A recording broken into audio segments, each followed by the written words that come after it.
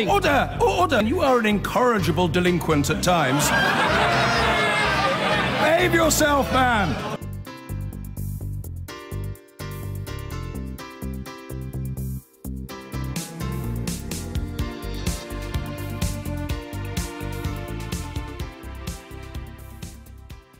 Thank you. Order. Statement, the Secretary of State for exiting the European Union. Secretary David Davis. Thank you, Mr. Speaker. With permission, I'll update the House on negotiations between the United Kingdom and the European Union in November, reflecting our actions since the October Council. Both the United Kingdom and the European Union recognise a new dynamic instilled in the talks by the Prime Minister's Florence speech. At the October European Council, 27 member states responded by agreeing to start their preparations for moving the negotiations onto trade and the future relationship we want to see. And the Council conclusions also call for work to continue with a view to being able to move to the second phase of negotiations as soon as possible. It is, of course, inevitable that discussions are now narrowing to a few outstanding, albeit important, issues that remain. Last week, our focus was concentrated on finding solutions to those few remaining issues. As we move forward towards December Council, we've been clear with the European Union that we're willing to engage in discussions in a flexible and constructive way in order to achieve the progress needed. To this end, our teams are in continuous contact, even between formal rounds. I'll now turn to the three key ongoing areas of discussion and outline progress made last week in each of these. Now, we've made solid progress on our ongoing discussions on Northern Ireland and Ireland. Key areas of achievement include continued progress in technical discussions on preserving North-South cooperation, agreed joint principles on the continuation of the common travel area and associated rights, and drafting further joint principles on how best we preserve North-South cooperation under the Belfast Agreement to help guide specific solutions to unique circumstances in Northern Ireland. Both sides also remain firmly committed to avoiding a hard border, a point we've remained clear on throughout. We also remain resolutely committed to upholding the Belfast Good Friday Agreement in all its parts, and to finding a solution that works for the people of Northern Ireland and Ireland. We continue to hold frank discussions with our Commission counterparts about all these issues. But in this area, we've also had to be very clear with our Commission counterparts that whilst we respect their desire to protect the legal order of the single market and the customs union, that cannot come at the cost of the constitutional or economic integrity of the United Kingdom. As I've said, we cannot create a new border within the United Kingdom. This is an area where we believe we'll only be able to conclude talks finally in the context of a future relationship. Until such time as we do so, we need to approach the issues which arise with a high degree of political sensitivity, with pragmatism and with creativity. Discussions on these areas will continue in the run-up to the December Council. Now, we continue to make good progress on citizens' rights. Both sides are working hard towards resolution of outstanding issues. Last week, to respond to the request for reassurances by the European Union, we published a detailed description of our proposed administrative procedures for European Union citizens seeking settled status in the United Kingdom. As our paper demonstrates, the new procedures will be as streamlined, straightforward and low cost as possible. They'll be based on simple, transparent criteria, and these criteria will be laid out in the withdrawal agreement. While there remain differences on the issues of family reunion and the export of benefits, we've been clear that we're willing to consider what further reassurance we can provide to existing families of EU residents here, even if they're not currently living together in the United Kingdom. I believe this paves the way to resolving the remaining issues in this area, and this was acknowledged by the Commission on Friday. There remain some areas also where we're still seeking further movement from the European Union on issues such as voting rights, mutual recognition of qualifications, and onward movement for British citizens currently living in the EU 27. In all these three areas, the United Kingdom's offer goes beyond that of the European Union. Finally, the Commission has not yet matched the UK's offer in relation to the right to stand and vote in local elections. Now, this is a core citizens' right, nominally enshrined in the European Union treaties. And I've been disappointed the European Union has been unwilling to include voting rights in the withdrawal agreement so far. As a result, we will pursue this issue bilaterally with member states. This week we've also sought to give further clarity on our commitment to incorporate the agreement we reach on citizens' rights into UK law. This will ensure that European Union citizens of the UK can directly enforce their rights in UK courts, providing certainty and clarity for the long term. We've made it clear that over time our courts can take account of the rulings of the European Court of Justice in this area to help ensure consistent interpretation. However, we remain clear that as we leave the European Union, it's a key priority for the United Kingdom to preserve the sovereignty of our courts, and as such, in leaving the European Union, we'll bring to an end the direct jurisdiction of the European Court of Justice. Mr. Speaker, it's not my intention to preempt the committee stage of the EU withdrawal bill, but what I say next does have some relevance for it. It's clear that we need to take further steps to provide clarity and certainty, both in the negotiations and at home, regarding the implementation of any agreement into United Kingdom law. I can now confirm that once we've reached an agreement, we'll bring forward a specific piece of primary legislation to implement that agreement. This will be known as a Withdrawal Agreement and Implementation Bill. This confirms that the major policies set out in the Withdrawal Agreement will be directly implemented into UK law by primary legislation, not by secondary legislation under the Withdrawal Bill. This also means that Parliament will be given time to debate, scrutinise and vote on the final agreement we strike with the European Union. This agreement will only hold if Parliament approves it. We expect this bill to cover the contents of the withdrawal agreement. That includes issues such as an agreement on citizens' rights, any financial settlement, and the details on implementation period agreed between both sides. Of course, we do not yet know the exact details of this bill and are unlikely to do so until the negotiations are near completion. I should also tell the House that this will be over and above the undertaking we've already made that we'll bring forward a motion on the final deal as soon as possible after the deal is agreed, and that we still intend and expect for such a vote on the final deal to happen before the European Parliament votes on it. There cannot be any doubt that Parliament will be intimately involved at every stage.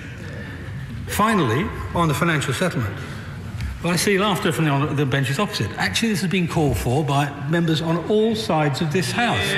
So I'd actually hope that we get Labour Party support for it for once. Now, finally, on the financial settlement, the Prime Minister's commitment made in her Florence speech stands. Our European partners will not need to pay more or receive less over the remainder of the current budget plan as a result of our decision to leave.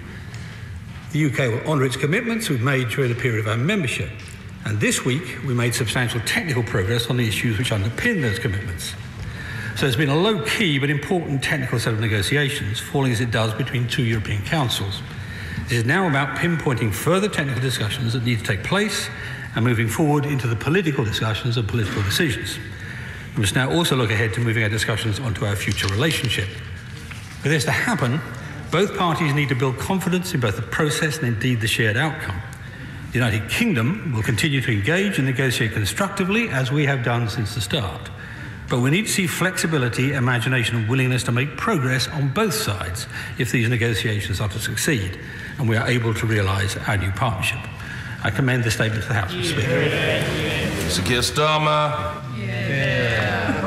Thank you, Mr. Speaker, and can I thank the Secretary of State for advance notice of his statement. It's clearly a statement of two halves, Mr. Speaker. First, the usual Groundhog Day report back on the negotiations in Brussels. A round of negotiations, a press conference at the end that leaves us wondering whether the parties were in the same negotiations, then both sides briefing the press in the days immediately afterwards, then a statement from the dispatch box that assures no one. Underlying this, a profound lack of progress. We want the next statement, Mr. Speaker, to be different. We want the Secretary of State to return and inform the House that real progress has been made, a breakthrough even. Last time we were promised acceleration. What now? And what's the plan if the December deadline is missed? Now, Mr. Speaker, I do recognise some of the difficulties, and as the Secretary of State knows, I have some sympathy with the position on Northern Ireland that he has set out. As we see from the legislation before this House today, the political situation in Northern Ireland is fragile. The peace process is too precious to be put at risk by rushing a Brexit deal that doesn't have the support of all communities. There must be no return to a hard border, And, Mr. Speaker, Northern Ireland should not be used by either side in the negotiations for political point scoring. And I think that's a really important point in this House. The second half of the statement is not a report back at all. It's a recognition by the government that it's about to lose a series of votes on the withdrawal bill. Labour has repeatedly argued since the bill was first published in July that the Article 50 deal required primary legislation, including a vote of this House, a point that was made forcefully at second reading. Now, on the eve of crucial amendments, we have this statement under the cloak of a report back from Brussels. I don't think that fools anyone. The devil will no doubt be in the detail.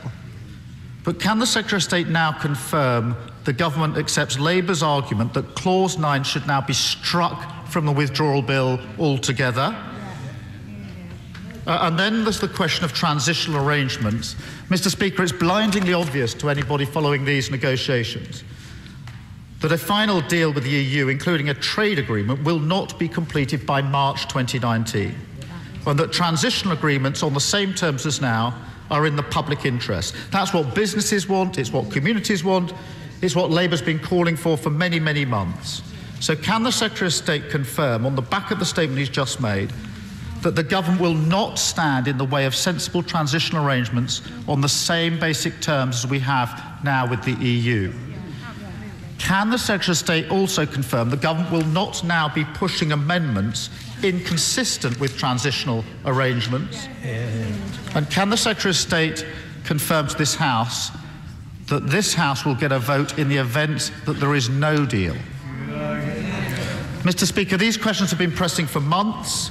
This last-minute attempt to climb down brings them into very sharp focus, and we're entitled to clear answers. Thank you, Mr. Speaker.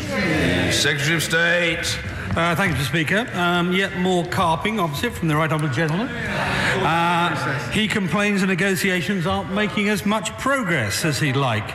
Yet he allowed his Labour members of the European Parliament to vote against progress this time around. Yeah? The question he needs to ask himself is what would he be prepared to sacrifice in order to buy the goodwill of the European Commission? You know, we're standing up for the UK citizens to move around Europe, to use their professional qualifications to vote in municipal elections. Is he seriously proposing we let them down in the interest of suddenly rushing ahead? We're standing up for British taxpayers and we're not wasting their money, with a clear position that we'll meet our financial commitments, but only once we know more about our future relationship. Would he sell them? Would he sell them out? Yep. Yeah? We're using Brexit to restore the sovereignty of the British courts.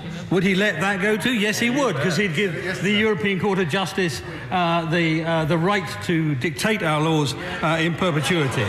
So let me come back to his description. The second half, he says, does not arise from the negotiation. Well, yes, it does, because actually one of the reasons for this bill that I've announced today is providing to European citizens a primary piece of legislation which will put into British law the withdrawal agreement in toto.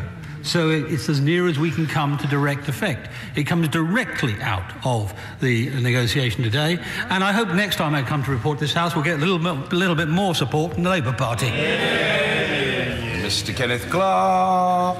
Mr. Speaker, we'll be debating tomorrow, I think, a rather unhelpful new clause first announced in the Daily Telegraph, which bears on the timing of all these processes. But can I get my right honourable friend to give the government's intentions on these final processes and the role of Parliament? Can he give me a reassurance that Parliament will have a legally binding, meaningful vote in which it will approve or disapprove of any final agreement or lack of agreement before we leave the European Union, and that there will be time, in whatever circumstances, for the necessary legislation to be introduced and debated to pass to implement in law smoothly and properly whatever it is Parliament has approved once the government's made its proposals. I thank the right honourable gentleman for that, my right honourable friend for that question. Firstly, yes, we will have a meaningful vote. It's been said from this dispatch box any number of times. But what I've been saying today is we're going to add to that, over and above the meaningful vote on the outcome, on the bill, on the deal, we'll have legislation which puts it into effect. In other words, the House will be able to go through it line by line and agree it line by line. Peter Grant. Thank you, Mr. Speaker. I'm grateful to the Secretary of State for advance sight of his statement.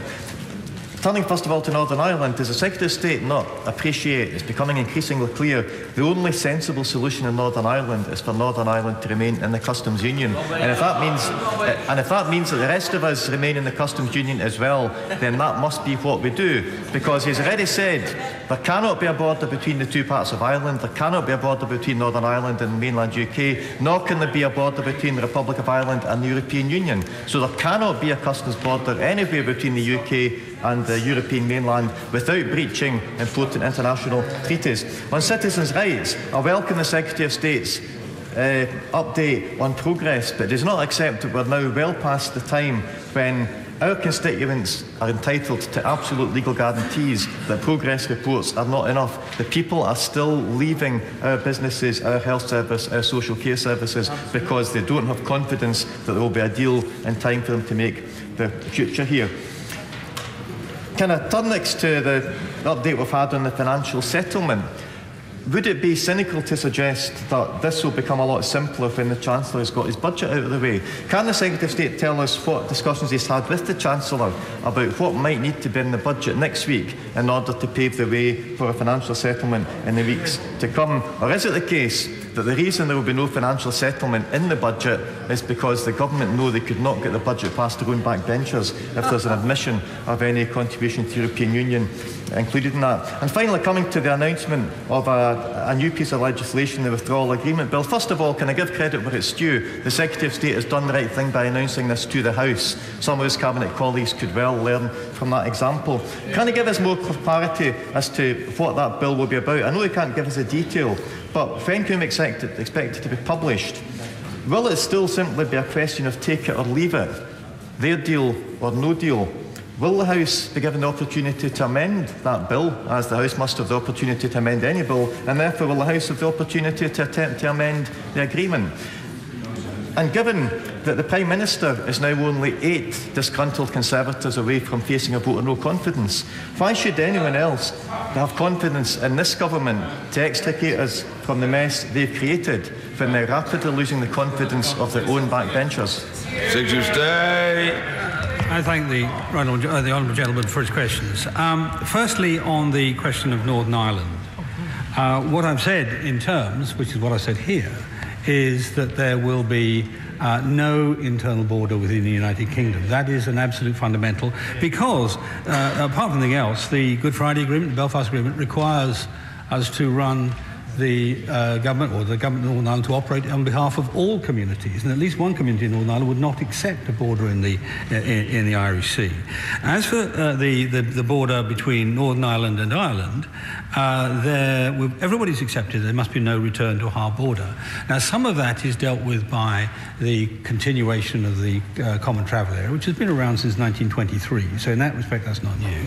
And in terms of the customs border, there is, of course, already a difference between levy and tax rates and excise rates north and south of the border, which we manage without a hard border, and that's what we'll continue to do. In terms of the budget, he's very optimistic if he thinks the Chancellor gives any of us advance warning of more than a week of his budget. Of course, I have discussed with him the financial aspects of our relationship with the European Union in many meetings. And as the new legislation, well, of course, I don't think it's in the gift of the government to put a piece of primary legislation before the House which is incapable of amendment. It's the nature of primary legislation. It's always capable of amendment. Of course, we will have the practical limitations of having a deal we've signed, and there may be implications for that, but the whole thing will be put in front of the House. Mr. Ian Duncan Smith. Mr. Speaker, may I congratulate my right honourable friend in being very clear in his statement that come March the 29th, 2019, as we leave the European Union, the Court of Justice itself will no longer have authority, direct authority here in the United Kingdom, thus dispelling the games being played out by the opposition at the moment, as we heard this morning. But given that, may I just take my right honourable friend back to the statement he's made with regards to the bill and the motion.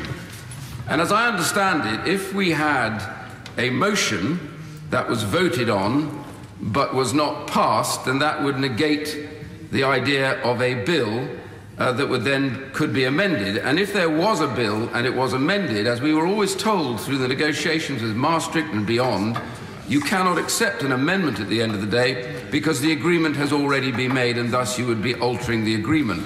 Does that not lead us into the situation of maybe having a bill that changes the agreement, but that the other side does not wish to make those changes? Well, with respect to the first half of his question, if the motion that's the original motion that's put is not passed, the deal falls. Full stop, in toto. He's quite right about the second part, but he will remember the Maastricht Bill. As I remember it, there were quite a lot of amendments and quite a lot of voting on it. So the House is able to express its view, but it did so in the light of the consequences. Hilary Benn. Thank you very much, Mr. Speaker. I welcome the Secretary of State's announcement that there will be primary legislation to implement EU withdrawal agreement. I would say, Mr. Speaker, it is another recognition of the government having to listen to the House of Commons. The question I want to ask is about Northern Ireland, because it is becoming increasingly clear that there is a contradiction between, on the one hand, the government's clearly stated desire that there should be no return to a hard border, no customs border, on the one hand, and its determination to leave the customs union and the single market. Now, since the proposals it has put forward to try and square that circle have so far failed to persuade the government of the Republic of Ireland that a hard border can be achieved, what does the government now propose to do about what is, after all, one of its central negotiating objectives? Can I start by thanking him for his opening comments. At the time we published the white paper on what was then the Great Repeal Bill, now the Withdrawal Bill, I said at the time that we would listen to the House of Commons. Indeed, I said to the front bench opposite that specifically if there are any rights removed, then we would endeavour to replace them, and any other changes similarly. Now, in terms of Northern Ireland, the circumstance at the moment we face is that there are a range of permutations of possibilities depending on what the outcome is with respect to a free trade agreement and a customs agreement. If the government achieves its primary policy of having a tariff-free, barrier-free free trade agreement, then a customs agreement following on from that will be a very light-touch customs agreement, in which case it will be relatively straightforward to maintain a relatively invisible border. If that is not the case, I suspect the alternatives will be expensive but not impossible. Mr. Rowan Patterson. Thank you, Mr. Speaker.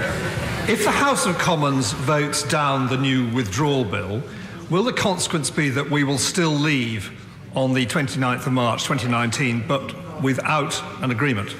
Yes. What was that? Yes. The Secretary of State said yes.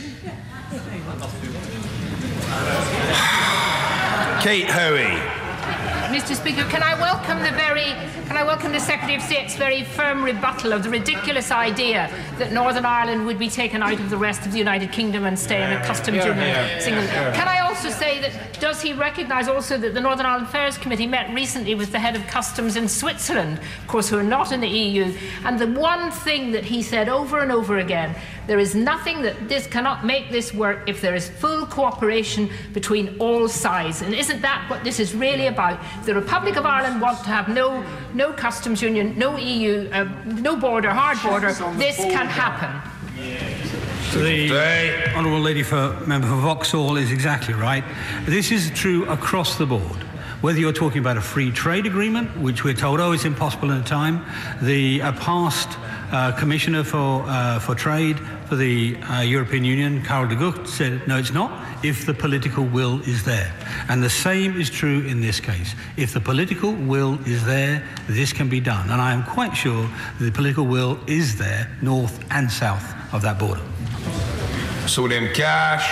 Would the Secretary of State confirm that any such withdrawal bill would take place after the withdrawal bill itself has been enacted? In other words, after the 29th of March 2019? No, I don't quite confirm that. This will depend on when the withdrawal treaty, as it were, the withdrawal treaty is negotiated, and that is the intention of the Union to try to negotiate that by October of next year. So it's on the ideal outcome, it'll be before the conclusion. Yeah. Yvette Cooper. Thank you, Mr. Speaker. Can I welcome the government coming forward with a separate bill for the withdrawal agreement? It's something that I had laid amendments for, and the member for Beaconsfield had laid amendments on as well. But can you clarify the timing on this? He just said that it was only in an ideal world that this withdrawal agreement bill would come before Brexit Day. Can I say to him, there is a real problem if the government thinks they can simply use Clause 9 to provisionally implement a withdrawal agreement through secondary legislation whilst not having the withdrawal agreement bill until after Brexit Day. Can he clarify, will he confirm the government will bring the withdrawal agreement bill before the House before Brexit Day and not after? The right honourable lady quite rightly corrects me for misspeaking slightly. Ideal, perhaps the wrong word. The right word is our principal policy aim. That's what we're trying to do.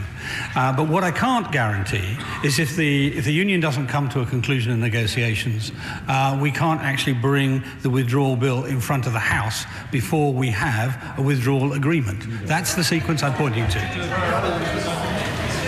Anna Soubry. Very much, Mr. Speaker. Well, it's all very interesting because, as you know, Mr. Speaker, the government's now decided to bring forward an amendment to put in law the Brexit leaving date, even though it's not been to the Cabinet and it's not been subject to the usual write-around. Could my right honourable friend, the Secretary of State, help us with this? He's told us about this new piece of legislation that will come forward, which we can all vote on and amend and so on and so forth in the normal way, but that is only if there is an agreement. Can he confirm that in the event of no agreement, no deal, this place will have no say and we will leave on that date, because it's on the face of the bill, without any say from this supposedly sovereign Parliament which voted to take back control? What I can say to her is that if we don't have a withdrawal agreement, we can't have a withdrawal agreement bill. Full stop. Christopher Leslie. Mr. Speaker, hasn't he just given the game away? And what a sham offer this is. Totally worthless to Parliament, essentially trying to buy off people by saying, oh, look, we're going to give you an act to shape things, when in fact this is a post hoc, after the horse has bolted piece of legislation. We might have left the European Union, the treaty and the deal would have been done, and Parliament could do nothing at all to shape the nature of that withdrawal agreement. He has to do much better than this. Parliament must have a say on that withdrawal agreement before we are thrown over the cliff edge. Let me repeat to him the probable sequence of events. If Mr. Barnier hits his target and I hit mine, we will conclude the withdrawal agreement and associated agreements in the latter part of next year. He's aiming for October next year. That's his stated aim. If we do that, then the withdrawal and treaty vote will come to the House, the simple in principle vote. Then as soon as possible thereafter, the withdrawal agreement bill will come in front of the House. That's the sequence, and that will be plenty of time, and it'll be able to amend it at the time. Sir Edward Lee. Imagine the outrage there would be in Europe if the European Union decided to try and detach Catalonia from Spain. But what is the European Union doing today? They are saying that they've got to detach Northern Ireland from the single market and customs union of the United Kingdom. Will my right honourable friend say this? The Conservative Party is nothing if it is not the Unionist Party. There will be no amendment, no track, no surrender, no appeasement on keeping Northern Ireland in the single market of the United Kingdom. I say to my honourable friend and neighbour, I think I've made that plain, that we will not have any new borders within the United Kingdom. Ben Bradshaw. Clear, Mr. Speaker. Is he accepting the amendment in the name of the Right Honourable and Learned Member for Beaconsfield, or is he asking the House to take it on assurance from the dispatch box? I'm stating what is government policy from the dispatch box. Mr. Dominic Green. Thank you, Mr. Speaker. I obviously greatly welcome my Right Honourable friend's statement in respect of there being a statute in order for us to implement the final deal. But it must be right that if that's the case, then unless my amendment were to be now accepted, Clause 9 becomes redundant.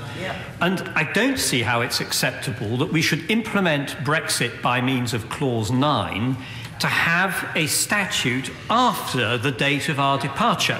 And my anxieties are greatly heightened on this by the extraordinary amendment tabled by the government on Friday. Surely the answer is that if we run out of time, none of the suggestions that have now been put forward is that the time has to be extended under Article 50 so that all parties are able to deal with it. That's the mechanism that's provided, and surely that's the mechanism which the House and the government should be following. I thank my right honourable friend for his welcome of the bill. But I say to him that Article 50, the extension of Article 50 can only be done by unanimity, and that's his weakness of it. Alison McGovern. Thank you, Mr. Speaker, but this doesn't make any sense. The Secretary of State has said on any number of occasions that a deal could be done right at the last moment. So for the reasons just explained, can he be clear? He can't have that position that a deal could be done right at the last moment and support this new clause from the government nailing down the specific date. Well, if I may say so, firstly, any number of occasions was one occasion in front of the Select Committee when I was asked that explicit question, what could happen to the negotiation in extremis. And since I was pointing to previous examples, it's hardly a statement of either intent or expectation. It certainly isn't. As for the rest of the honourable lady's question, I think it's pretty straightforward. We are aiming to hit October. Mr. Barnier is aiming to hit October. I hope we both do, but certainly I hope we hit the target of being well before the departure date. And the reason for that entry on the bill, the amendment to the bill, is that reflects what European law tells you. Dr. Julian Lewis. Is there any prospect of the excellent Sir James Dyson being invited to join our splendid team of negotiators?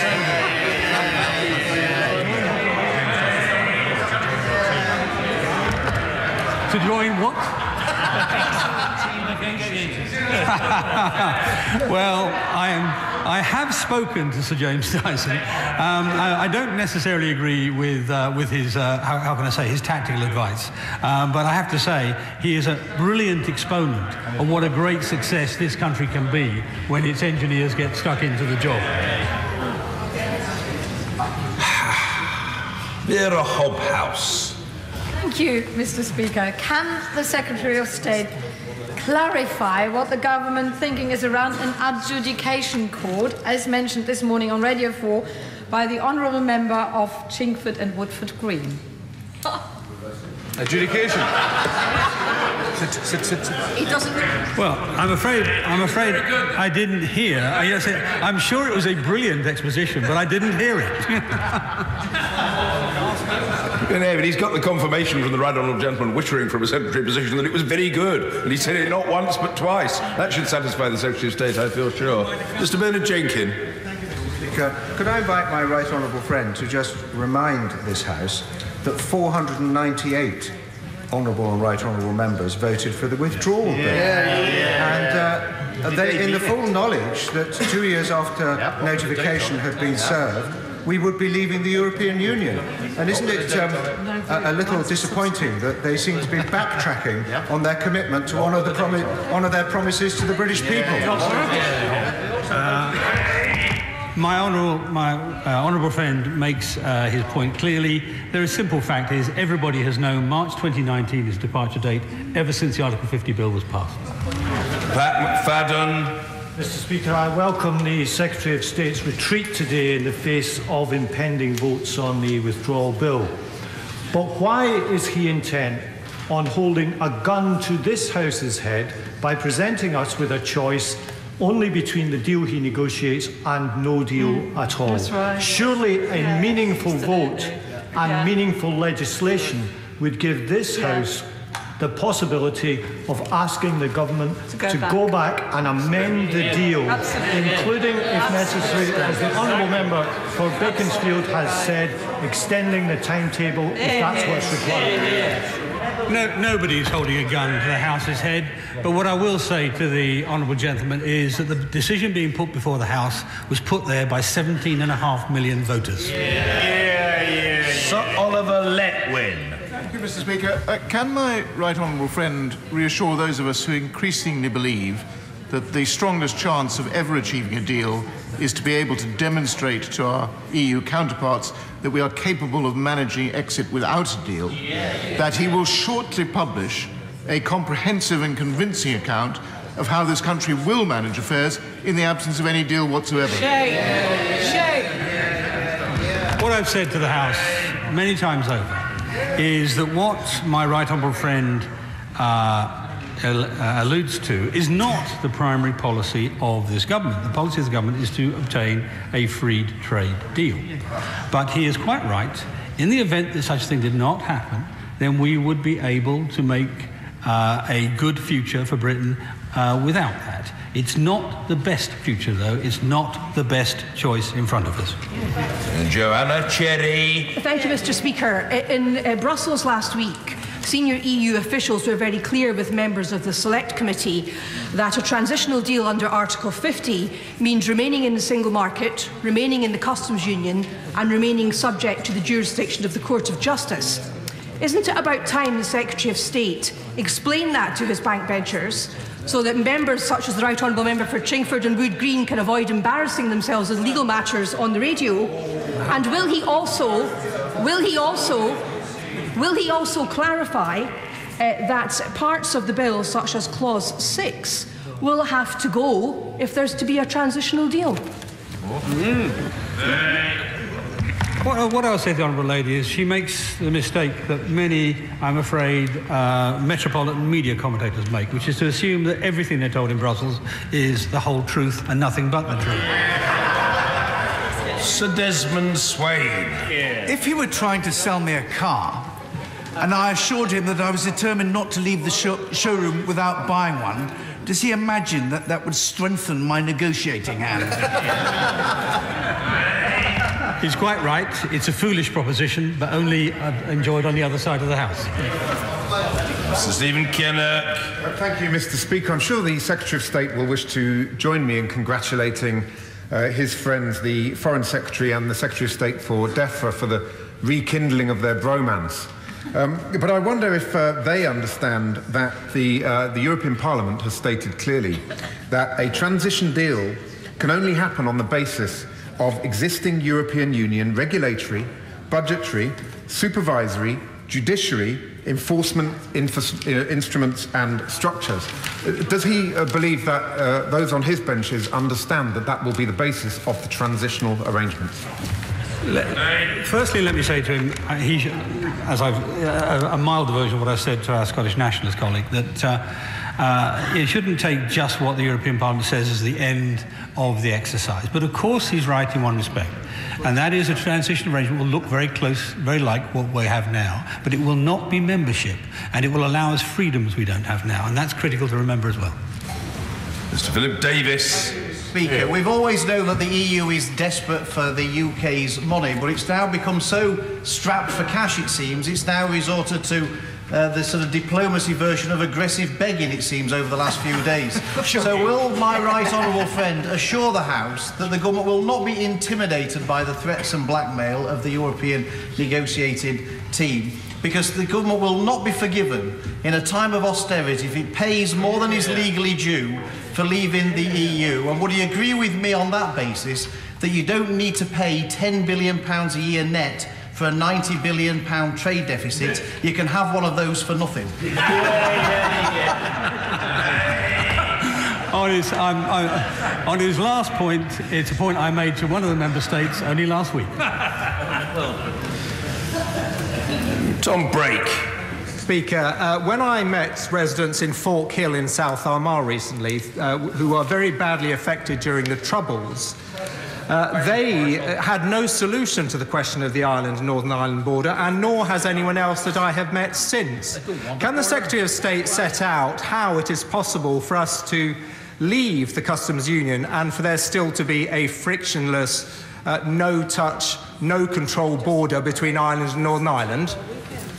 Well, we published a whole paper on the subject, but there is a whole range of options available to him, to the country, including using trusted trader schemes, using electronic pre-notification, using exemptions for small businesses. There are a whole series of them, which we've talked about at length. You just have to read them. Jeremy Lefroy. Mr. Speaker, may I congratulate the Secretary of State on the progress made in the last couple of weeks, but can I emphasise how important it is that we move on to the next stage in December.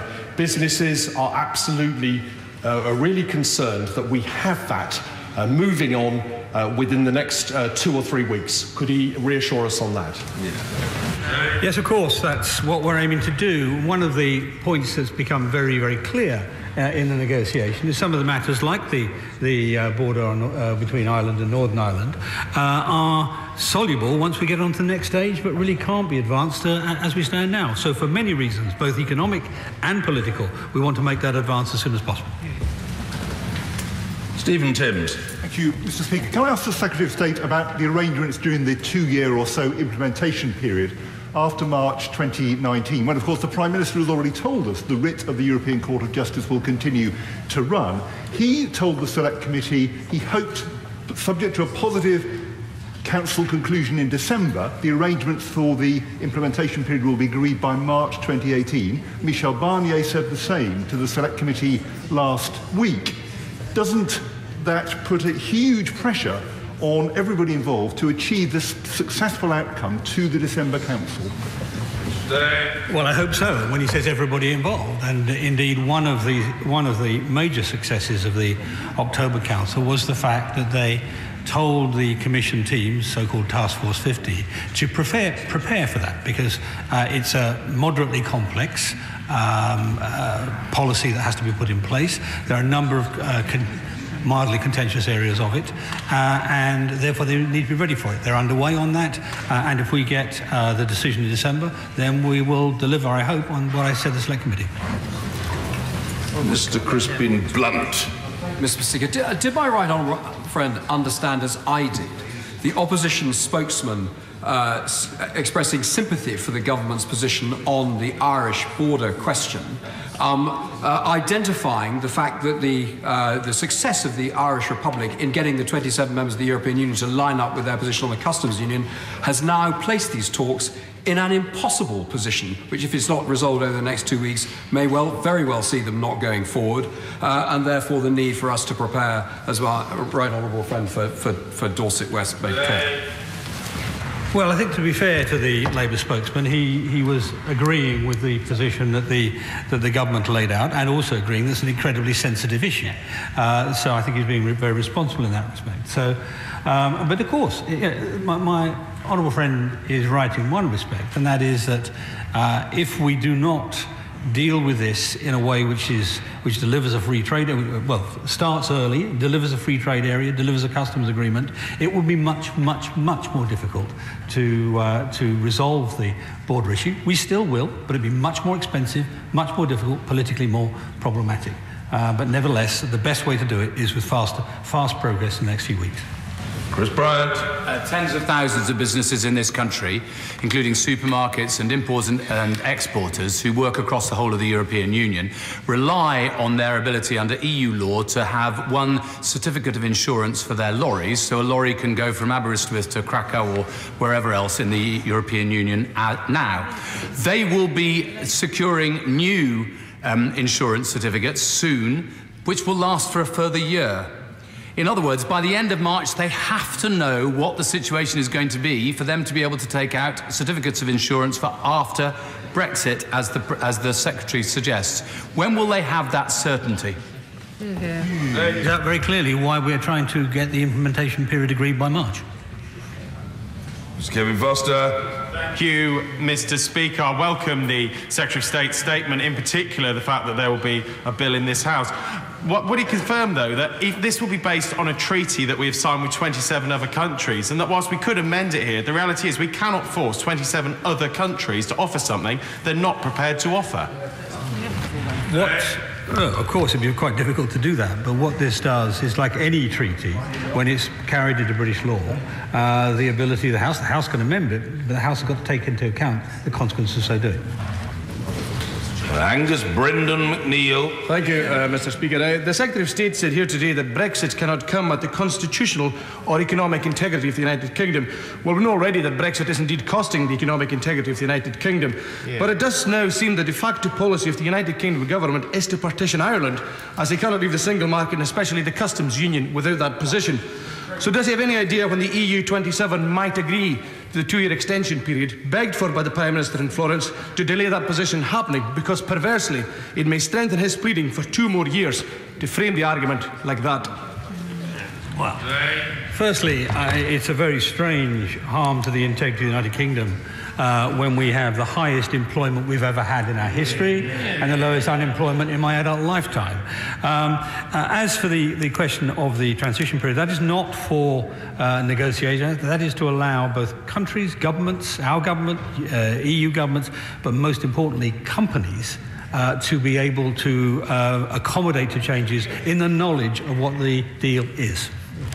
Mr. Stephen Crabb. Speaker, could my right honourable friend say how much detail he expects the deal to include on our future trading relationships with the EU? And does he share the view that was communicated to the committee several times last week in Brussels, that this deal is actually separate to the free trade agreement, which will come later and which will take longer and be more difficult to agree than this interim deal that we're talking about this afternoon? Well, I'm afraid I don't agree with Michel Barnier, if that's who said it to the committee. He has, how can I put it, the ambitions of the Commission on this are lower than they should be. The simple truth is nothing is agreed till everything is agreed, and we have to have something which is pretty binding before we're going to sign off the withdrawal agreement. Angela Smith. Speaker, and on that note, the Secretary of State in his statement made it clear that the implementation period and the details of it would be part of the legislation. It's absolutely clear, therefore, and perhaps the Secretary of State will confirm this, that there is no guarantee whatsoever that if the trade deal isn't finalised by October next year, this bill will not come before Parliament until after March 2019 and until the trade deal is finalised with the EU. Well, it can't be brought before Parliament before the withdrawal deal is struck. But I would remind her too that the government has undertaken to provide a vote on the whole deal before we even come to that. Mr. Peter Bone. Thank you, Mr. Speaker. In June 2016, the people of this country voted to come out of the EU, end free movement, stop paying the EU billions of pounds, making our own laws in our own countries, judged by our own judges. Is the government going to deliver that by March 2019? Yes. Jim Shannon. Speaker, I welcome the Secretary of State's comments and statement to the House today that he will not accede to the demands made in the EU League paper that Northern Ireland should stay in the customs union and the single market, considering constitutional and economic implications of such a proposal. So, does the Secretary of State agree that it would be in the interests of the Irish Government not to allow their future relationship with the United Kingdom of Great Britain and Northern Ireland to be dictated by EU negotiators who have less interest in the needs of a small country like the Republic of Ireland and indeed the European project? It's not for me to tell the Irish government what they should do. But I would say this, that they share with us a determination to maintain no hard border. They obviously have an economic interest in the outcome because we are their biggest trading partner. So they must have a very strong interest in a similar outcome to the one that we are seeking. And I hope they'll reflect that in their conversation with the Commission. Mr. David Jones. Commend my right honourable friend on his announcement that the implementation of the withdrawal agreement will be the subject of specific primary legislation. Does this not negate the accusation that the government is intent on bypassing Parliament, and does it not underline the fact that rather the government is intent on restoring our parliamentary sovereignty, which is, after all, the whole purpose of Brexit?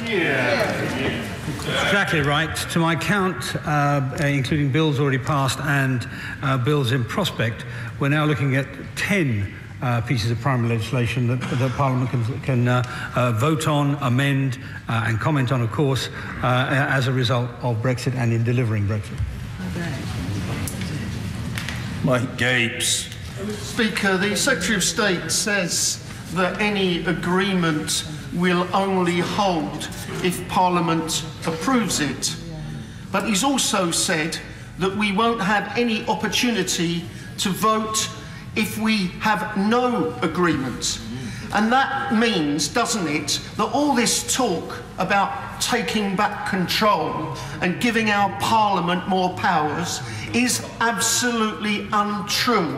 What we are faced with here is a choice of putting a gun to our own head and blowing it off. Well, clearly he wasn't listening to my answer to the previous question.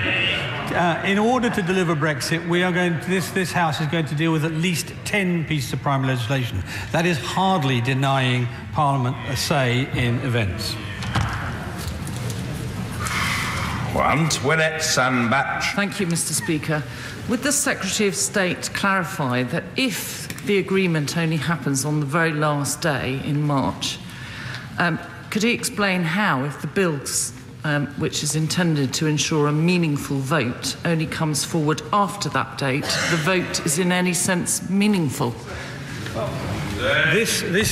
We had a whole urgent question on this, I think, 2 weeks ago now, in which I reiterated to the House the statement of my right honourable friend who's just spoken, the then Minister of State at Dexu, in which he said a meaningful vote is a vote which allows you to say you want the deal or you don't want the deal, and that won't be any different. Jonathan Edwards. Transport and logistic experts are warning of the disastrous consequences of a hard border between Wales and the Republic of Ireland would have on the ports of Holyhead, Fishguard and Pembroke Dock. How is he ensuring that the decisions he makes as part of the negotiations don't damage the competitiveness of Welsh ports, which employ thousands of people directly and indirectly? That is precisely why the primary government policy, the government policy, is to deliver a frictionless trade arrangement between ourselves and the EU27. Most importantly of all, I think, the Republic of Ireland. Mr. Henry Smith. Thank you very much, Mr. Speaker. My right honourable friend correctly and rightly said that he is negotiating with pragmatism. Has he detected any growing pragmatism amongst the unelected EU Commission as they realise, hopefully, that the trade surplus the EU27 have with us would be under threat? I made an undertaking to the House about a year and a half ago that I would be more polite than they've ever seen me before in my comments on the Commission, and I'll stick to that. Great. Catherine West. Thank you, Mr. Speaker. The Secretary of State often uses the word creative, be creative, creativity. Could he and his team come up with a more creative approach to settled status? It seems to be upsetting a lot of my constituents who have been resident for many decades, contributed an enormous amount, and feel that settled status suddenly turns them into a different arrangement. They entered with free movement, they feel they had a different sort of treaty, really, relationship, and now everything, the rug's being pulled. Please could he be creative?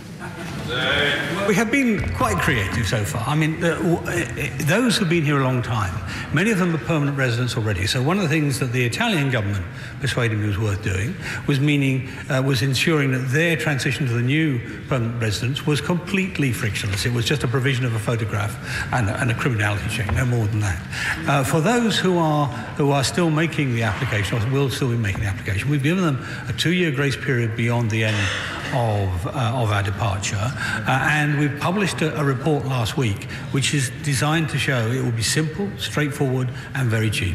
Those things are designed to make them feel more secure, as I would hope they do, because I have to reiterate, we value the contribution of 3 million Europeans who are in this country today. William Bragg. Mr. Speaker, would my right honourable friend agree that while the United Kingdom should negotiate on every issue, in order to secure this country's future, to coin a phrase, nothing should be agreed until everything is agreed? I didn't think I'd ever accuse my honourable friend of sounding like the European Commission, but that is their favourite phrase, and it's one I stick by too. Clive Efford. Grateful, Mr. Speaker, to your contribution to my fitness regime.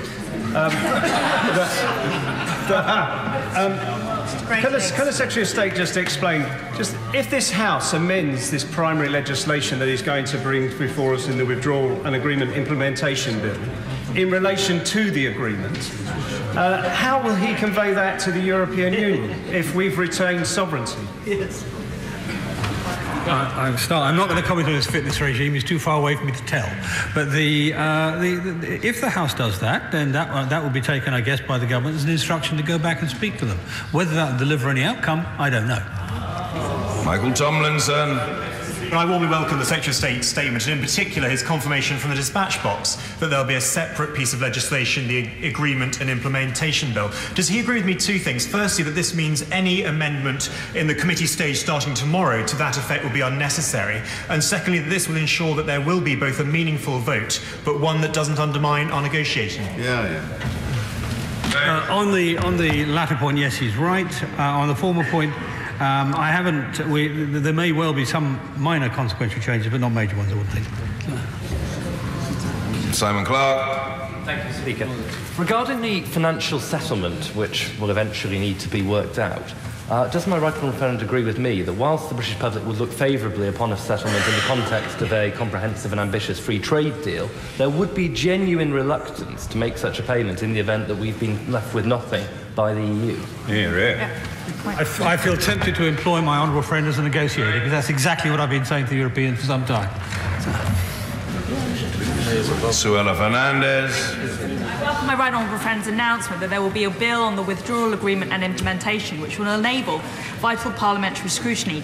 Does he agree with me that whilst parliamentary involvement is essential, this is not and never should be construed as an opportunity to reverse Brexit, to return the UK to the EU, or go behind the wishes of the British people as expressed in last year's referendum? Indeed.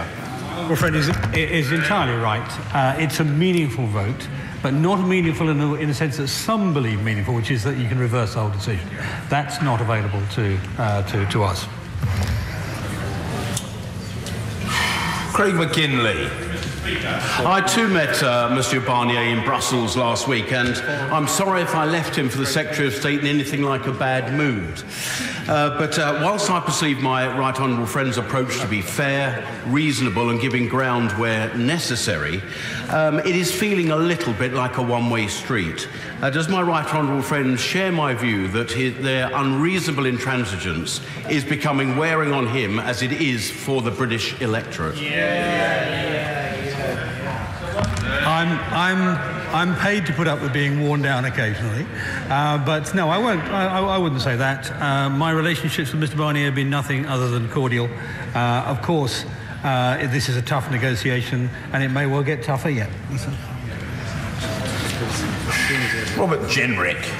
The primary value of a transitional period is to give British businesses the time to adapt to new arrangements. It's not to have an extension of the talks, because that merely increases uncertainty and is an appalling negotiating tactic. Would the Secretary of State take this opportunity to reassure us that his intention is to agree on a deal of such specificity that our businesses will know the nature of future arrangements prior to the point of departure?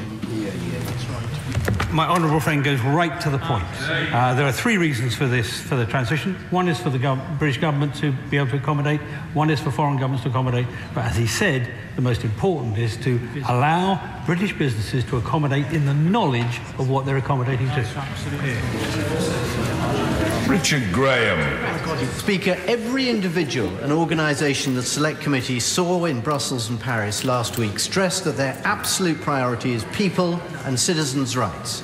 So does my right honourable friend agree with me that when an agreement on citizens' rights is reached, this should be announced, committed to in perpetuity by both sides in order to help 4.5 million citizens get on with their lives, and that not to do so would raise the question, who is really putting people first? He makes a very good point. Sadly, I'll say to him that this phrase used earlier by our honourable friend, nothing is agreed till everything is agreed, is the primary maxim of the European Commission. Richard Drax. Mr. Speaker, does my right honourable friend agree with me that uncertainty is the weapon of the EU Commissioner and the Remainer? And can I urge him to stiffen his resolve to ensure that the will of the British people is kept? He's, of course, exactly right. We see, how can I put it, time pressure being played against us all the time, and it's something we have to resist properly. Wendy Morton.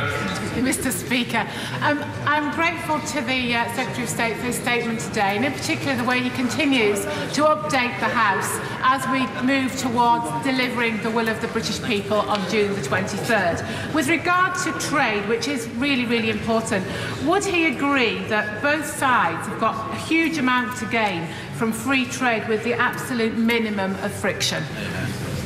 Yes, she's exactly right. Properly seen, this is a positive-sum game, a positive-sum negotiation. It's only if you're unwise and don't take the point on free trade that it becomes a negative-sum one. Treasurer Bridgen. Mr. Speaker, there's been much complaint from the benches opposite against the government's very generous offer of a meaningful vote on whatever deal the Secretary of State is able to achieve. But can he confirm that that is exactly the basis that the European Parliament will vote on whatever deal he's able to achieve? And can he tell the House whether UK members of the European Parliament will be voting on that deal? Well, the ones in receipt of the Conservative whip will be. Thank you. I'm grateful to the Secretary of State and to all colleagues.